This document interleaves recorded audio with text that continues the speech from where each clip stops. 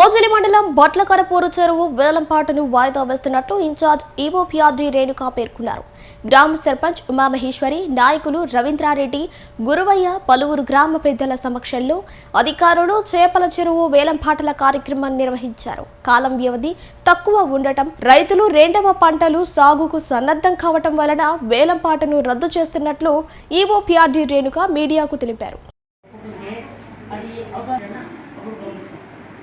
చెరువుల్లో ఒకే ఒక గుంటలో నుంచి ఒక గిట్టున్నారు.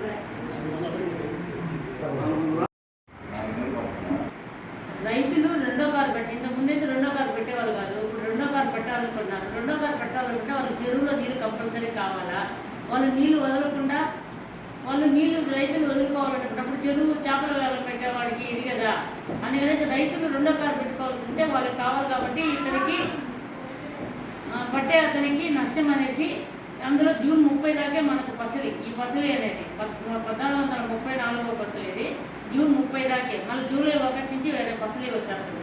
ఈ జూన్ 30 లోపల ఈ రైతులకి ఇబ్బంది లేకుండా మళ్ళీ వాళ్ళు ఇబ్బంది పడకుండా అందుకని చెప్పేసి గవర్నమెంట్ వారు నిర్ణయించిన ధర వచ్చి 50,000 రూపాయలు. ఆ 50,000 అయితే మాకు గిట్టుబాటు కాదు, మేము 1 ఇయర్ టైం ఇస్తే మేము పాడగలుగుతాము అని వాళ్ళు చెప్పారు. కానీ 1 ఇయర్ టైం ఇవ్వడానికి మనకు అధికారం లేదు. అది జూలై 1 నుంచి గవర్నమెంట్ వారికి రాసి పంపించి ఏదైనా అవకాశం ఉంటే 1 ఇయర్ ఈసారి నుంచి 1 ఇయర్కి పాట పెట్టించగలగాలి.